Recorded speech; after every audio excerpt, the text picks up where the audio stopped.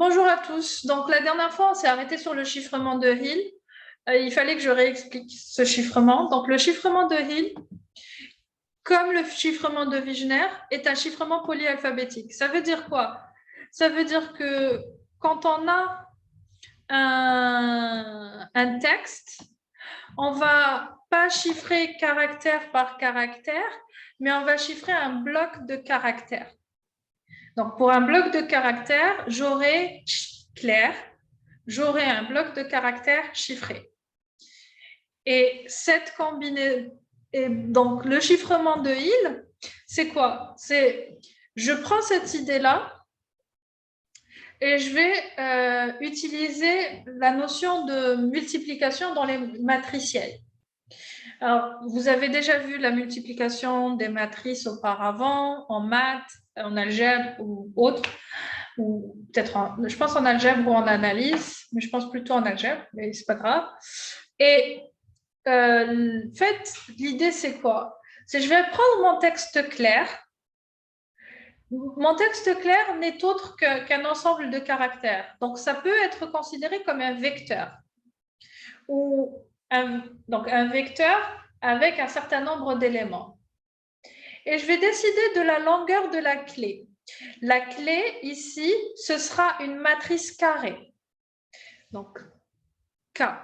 C'est une matrice carrée où cette matrice carrée, donc elle est d'ordre quelque chose, d'ordre M ou quelque chose. Ici, dans les exemples qu'on va voir, ce sera toujours une matrice carrée d'ordre 2.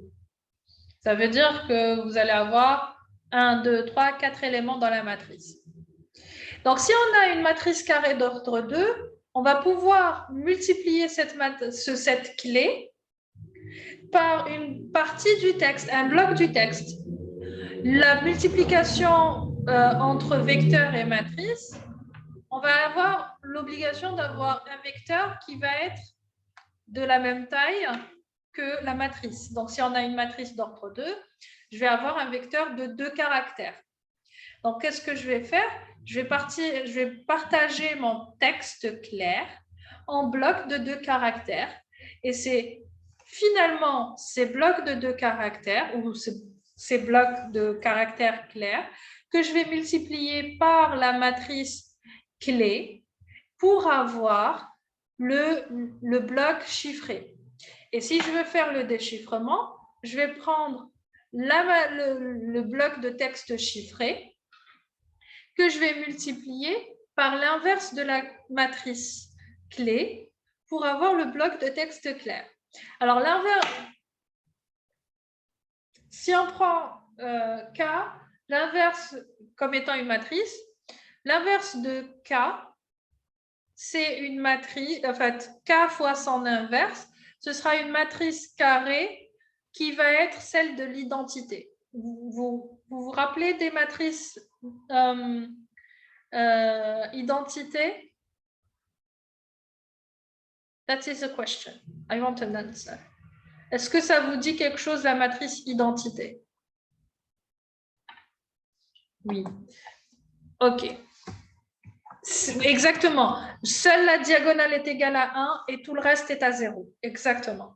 Donc, K fois la clé, fois l'inverse de K, va nous donner une matrice identité, va nous donner l'identité.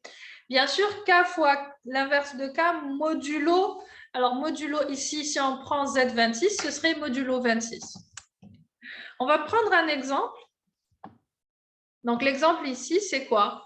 On a un bloc de caractères avec l'ordre, la clé est d'ordre 2. Donc, la matrice clé est d'ordre 2. Et c'est ce qu'on voit.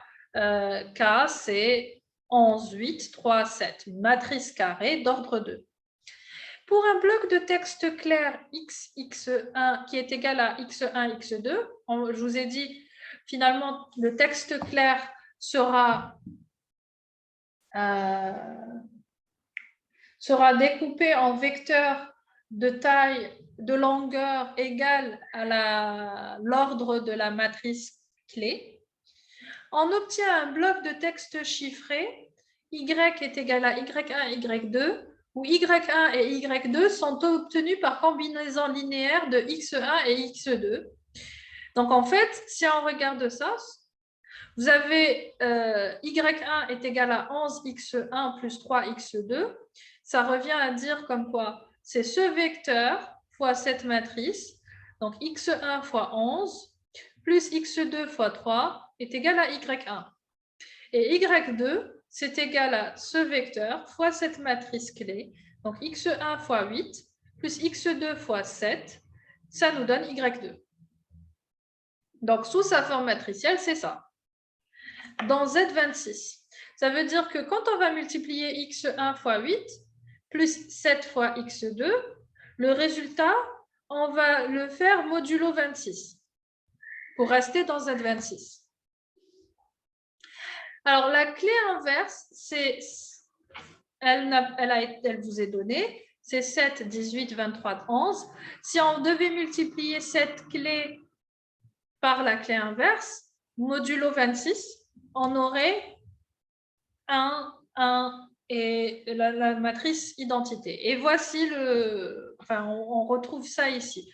Les deux matrices K fois K moins 1, c'est égal donc 11 fois 7 plus 8 fois 23. Et pour cet élément, 11 fois 18 plus 8 fois 11. Ensuite, pour les éléments du bas, on va avoir 3 fois 7 plus 7 fois 23 et 3 fois 18 plus 7 fois 11. Quand on fait les calculs, ça donne 261, 286, 182, 131. Comme on est dans Z26, on va devoir faire modulo 26. Ça veut dire que si je prenez vos calculatrices, ouvrez vos calculatrices et faites 261. Alors, attendez. Je vais partager la calculatrice. 261 modulo 26, on va avoir 1. Et si on a 286 modulo 26, on va avoir 0. Même chose pour 182 et 131. C'est comme ça qu'on se retrouve avec la matrice identité. Donc, K-1, cette matrice est bien l'inverse de cette matrice. Ensuite, on vous dit chiffrer le texte Omar avec cette clé 14, 8, 3, 7. D'accord? Avec la clé qu'on vous donne. Donc, on va d'abord partager le texte en bloc de 2 caractères. Donc, O et M, premier vecteur. O, c'est 14, M, c'est 12. Ensuite, A et R, deuxième vecteur. A, c'est 0 et R, c'est 17. Donc, qu'est-ce qu'on va faire? On va multiplier ce vecteur par la clé. Donc, ah, pardon, il y a une erreur ici. Ce n'est pas 14, c'est 11. On est toujours sur le... Attendez, je vais voir si je peux modifier ça rapidement. Non, c'est une image. Bon, c'est pas grave. C'est pas 14 ici, c'est 11. Hein. C'est la même clé que là.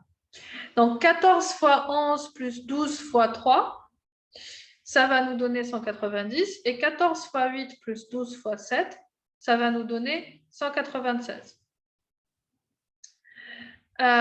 Et quand on réduit, donc 190 modulo 26, ça nous donne 8. Et 196 modulo 26, ça nous donne 14. Maintenant, même chose pour le deuxième vecteur. Donc, on va pouvoir ensuite, d'abord, on va pouvoir remplacer le 8 par la lettre. Normalement, c'est I. Alors, attendez. P, C, T, E, F, G, H, I. Oui, c'est I. Et 14, c'est O. Donc, ça aurait été remplacé par IO. Ensuite, on multiplie le deuxième vecteur par la clé, la matrice clé. 0 fois 11, 0, 17, plus 17 fois 3, ça nous donne 51. Et 0 fois 8, plus 17 fois 7, ça nous donne 119. Et quand on réduit modulo 26, donc 51 modulo 26, ça donne 25. Et 119 modulo 26, ça donne 15. Et donc, on aura le résultat 28, 14, 25, 15.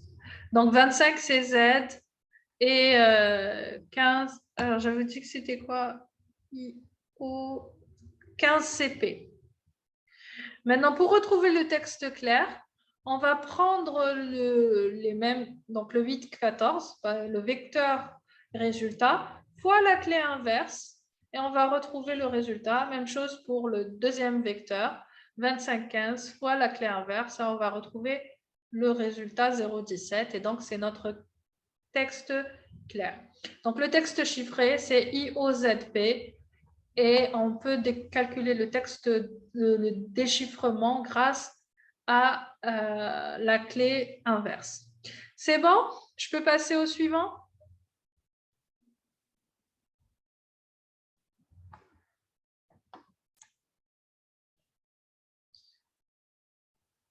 Alors, pour que le chiffrement pour que le déchiffrement soit possible avec cette méthode, donc dans le chiffrement de Hill, il faut que K soit inversible. Pour que K soit inversible, la matrice K soit inversible, il faut que le déterminant,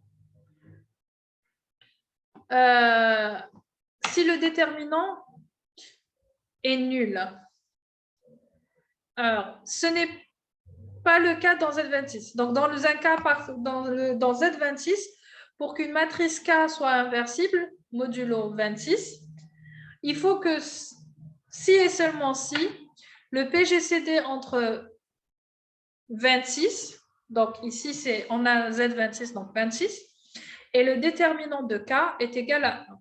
Si le PGCD entre 26 et le déterminant de la matrice clé est différent de 1, eh bien, ce n'est pas inversible. La K n'est pas inversible et donc on ne peut pas chiffrer avec cette clé parce qu'on ne pourra pas déchiffrer.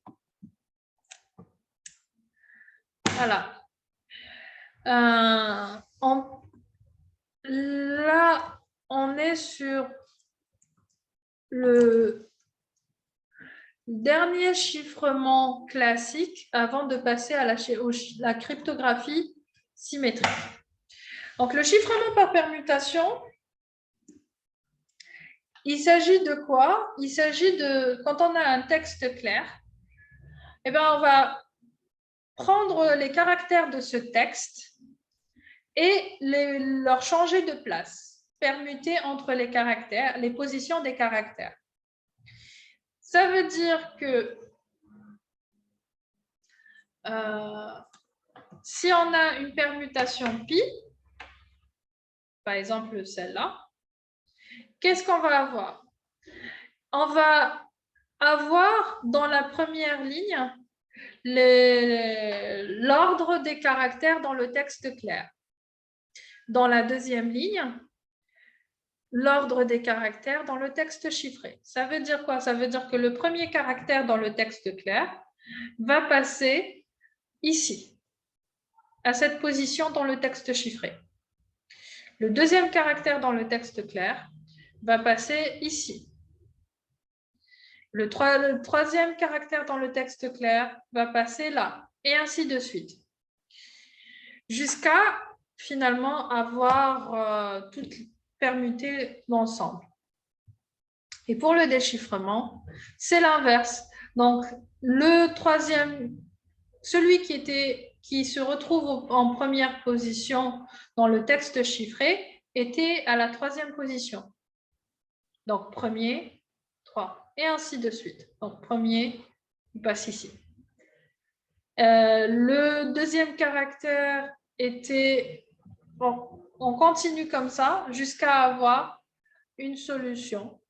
Et pour pouvoir avoir le chiffrement, on va prendre le texte clair, le découper en nombre de cas. Donc ici, c'est une permutation pi d'ordre 6. Ça veut dire quoi? Ça veut dire que on va avoir des blocs de caractères de 6 des blocs de texte partant de 6 caractères à chaque fois.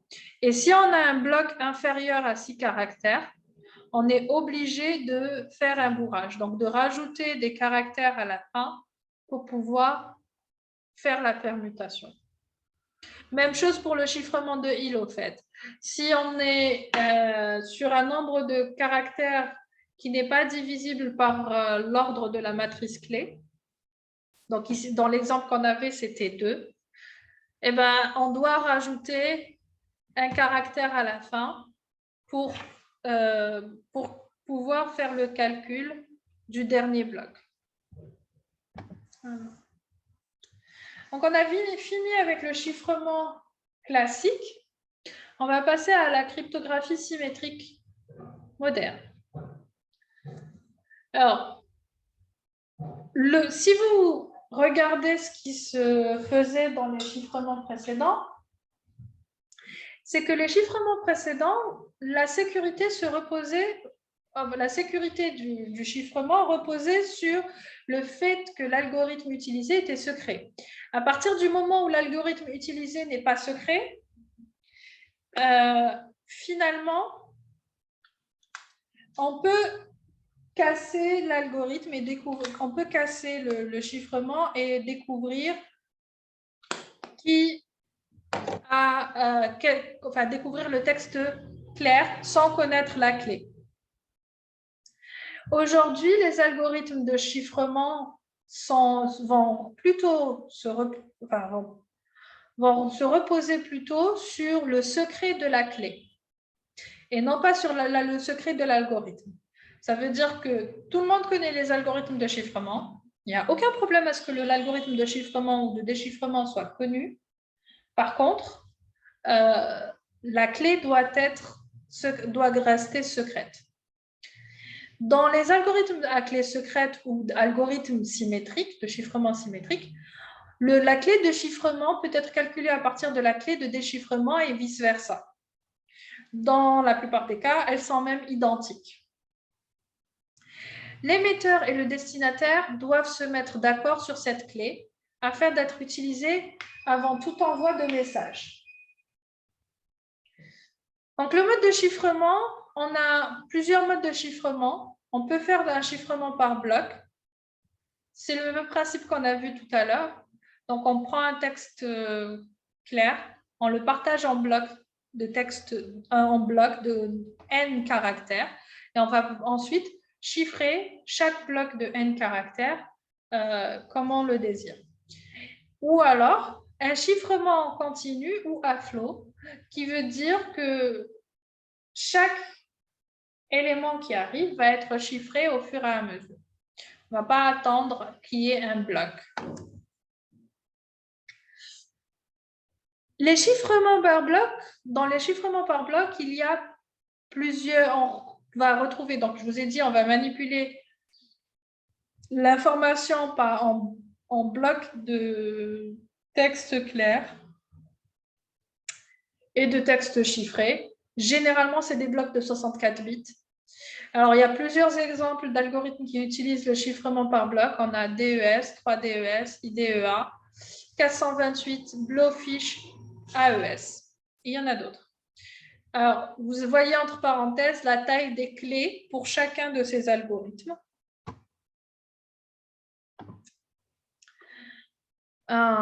Et pour le chiffrement par bloc, on a plusieurs manières de faire ce chiffrement. Alors, on a le CB, je vais juste parcourir rapidement le CB. On va avoir le CBC, le CFB et l'OFB. En quoi consiste chacun de ces de ces algorithmes? Donc, la méthode ECB, Electronic Code Book, c'est la méthode la plus évidente pour utiliser un algorithme de chiffrement par bloc, qui est de chiffrer chaque bloc de texte clair en un bloc de texte chiffré, indépendamment de tout le reste, des autres blocs.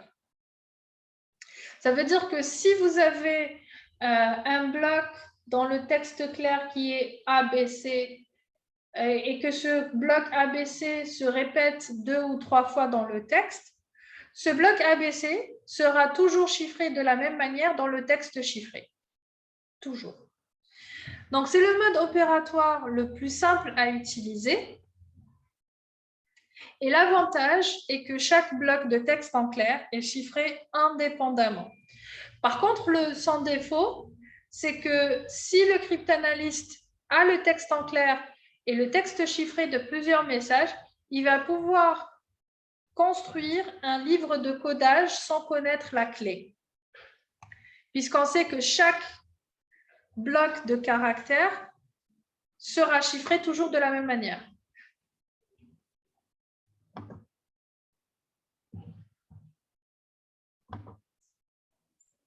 Donc, en d'autres termes, ça va ressembler à ça. Si j'ai un texte clair, on va partager notre texte clair en plusieurs blocs, M1, M2, M3 jusqu'à Mn. Et puis, pour chaque bloc, je vais appliquer l'algorithme de chiffrement avec la clé K pour avoir un bloc de texte chiffré. C1, C2, jusqu'à Cn.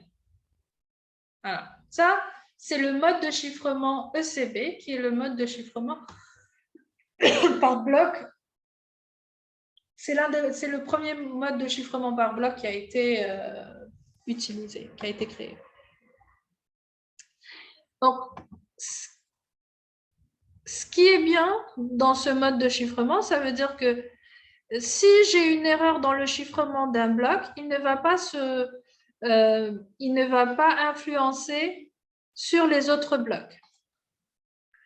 Mais donc le mode déchiffrement avec chaînage de blocs, on en a 3. Donc ça, c'était ce qu'on avait, c'était ECB, Electronic Code Book.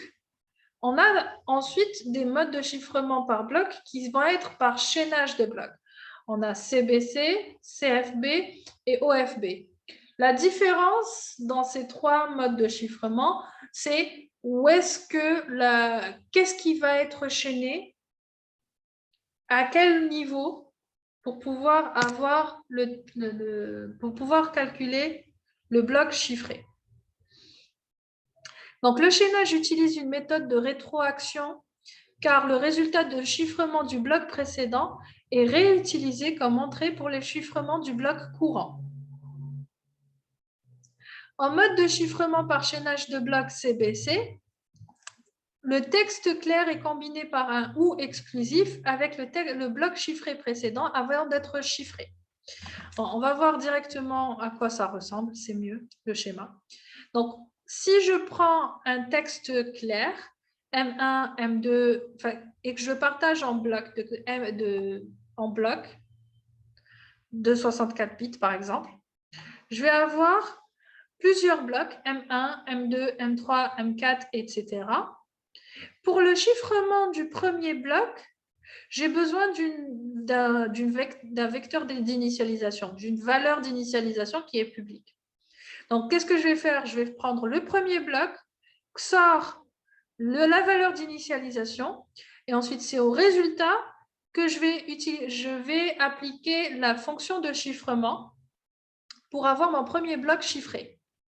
Ensuite, pour chiffrer le deuxième bloc, je vais faire un XOR entre le deuxième bloc de texte clair avec le résultat du chiffrement du premier bloc. Donc, le premier bloc chiffré XOR le deuxième bloc clair.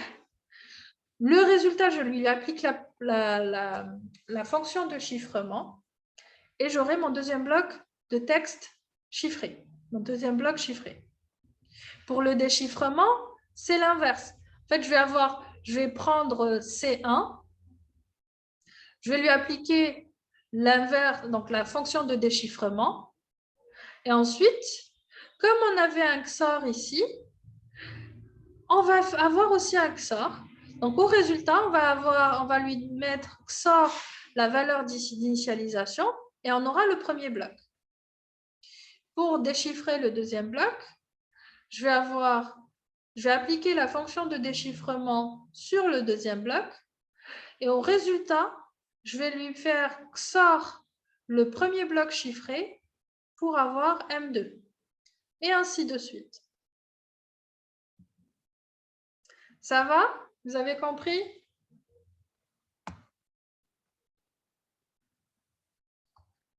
considère que oui.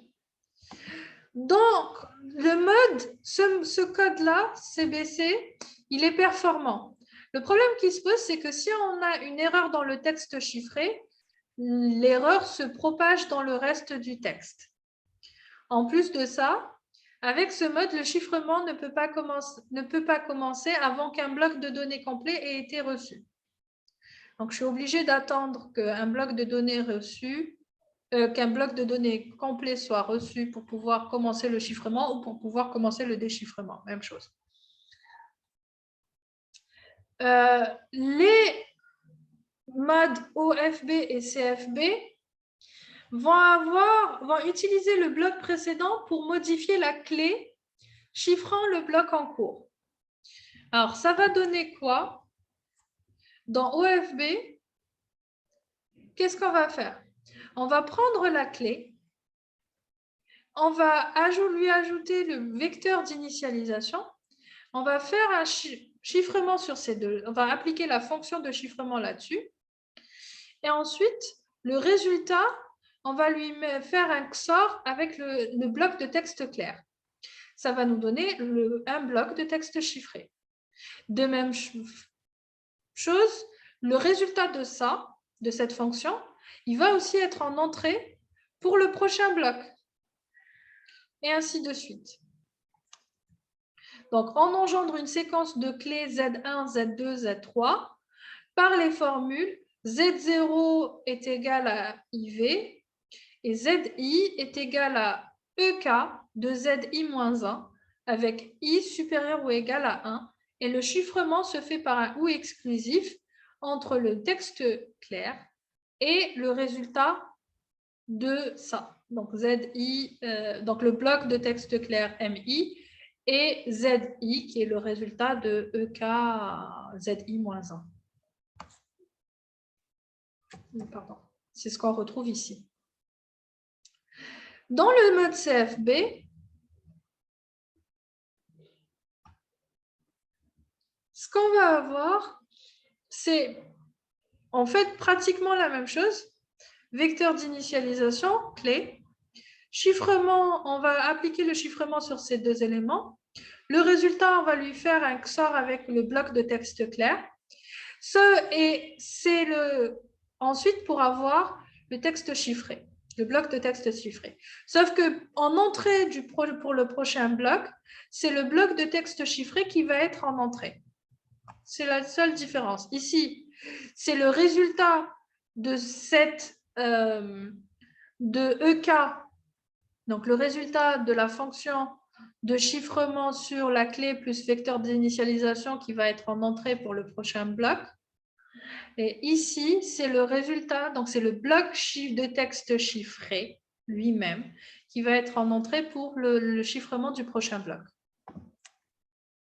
Donc, fonctionne de la même manière que OFB, sauf que la clé ZI est égale à EK de YI-1 avec I supérieur ou égal à 1 et produit en chiffrant le bloc de texte chiffré précédent.